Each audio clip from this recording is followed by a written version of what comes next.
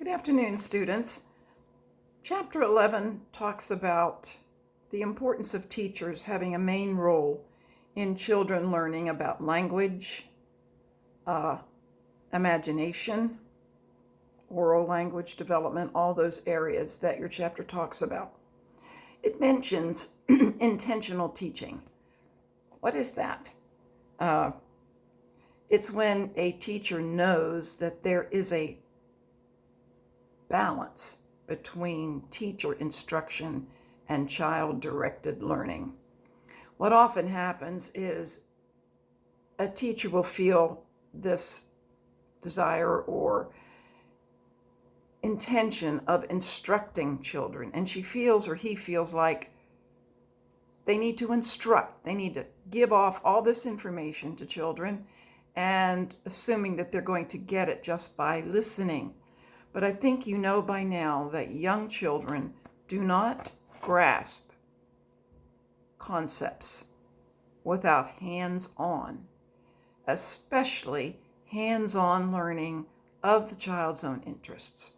That's one of the main things, one of the main differences between education of very young children. We're talking birth through 5. They learn by doing, and they will pick up new vocabulary.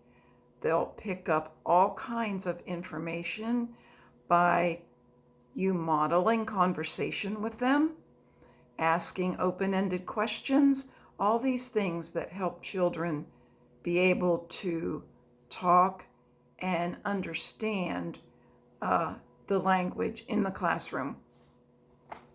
So to expand children's oral language, there are things that a teacher must do. You must have an environment that promotes talk, promotes conversation. One of the best ways and places I found for doing that was at the lunch table, every day. Every day that we met, the lunch table. It was very informal. We talked about all kinds of things. And it was really a good time of oral communication. 4- and 5-year-olds must kind of sit back sometimes and listen to their conversation, not correct it if they're using inappropriate grammar. That's not what we do. We listen how children talk. We listen to the vocabulary that they are acquiring at this time. Then we think about the many, many diversities within a classroom these days, and children from diverse cultures expand their oral language through extensive experiences in the classroom. When our lab school had a set of twins that were Korean, they came into the classroom not knowing English at all. They were 4. What did the teachers feel they needed to do? They needed to have a very print-rich environment. For instance, library, words that said books, and then that word right beside it in the child's own language, which was Korean. These were throughout the classroom, English, and then beside it, Korean words. And although the two of them developed differently throughout the year, one was a boy and one was a girl. By the end of that year, they both were able to speak and understand basic English concepts. And it was really a wonderful thing. The parents were very thrilled that their children had picked up on that, because one of their goals was for their children to learn to speak English. Of course, they knew their native language at home and used it all the time. And teachers must respect that. They must respect that child's native language, what they speak at home. And I've even had instances where a parent would come in and say, this child isn't to speak their home language, they're to speak English. Do not let them do their home language. That made it very, very difficult for me, because I understood that they needed that native language, use of that native language, before they could get the whole concept of English. So I did both. and the parents were happy with how things progressed with their child. Another thing, there are many classrooms that are multilingual.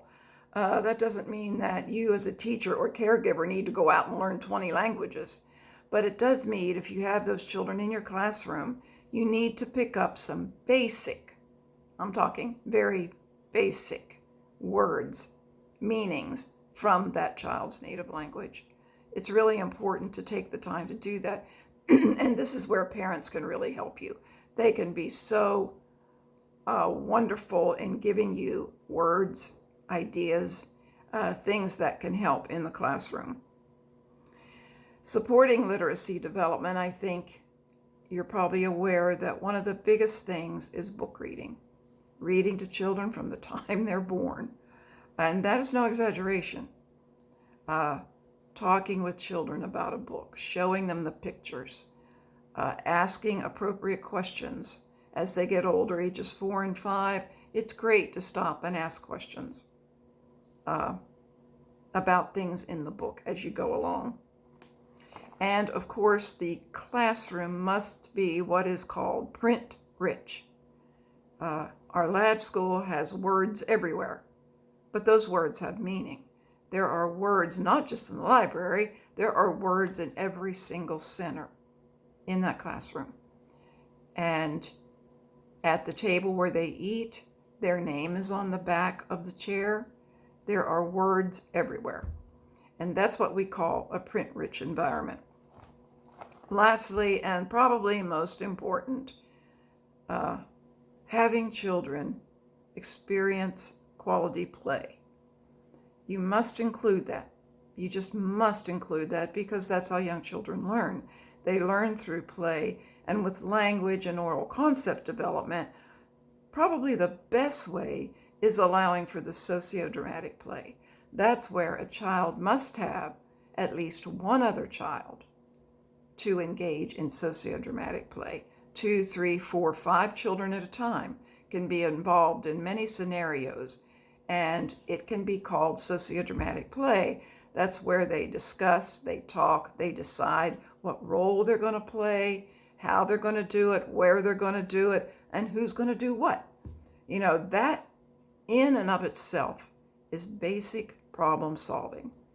And until we allow children that special time, at least up to an hour a day in a classroom, they will not benefit as well as children who are given those quality play experiences. And you must allow many opportunities for drawing and writing, but it must be of the child's doing. It's not you saying, well, you need to draw this and you need to do it this way. You allow children to explore and use their imaginations.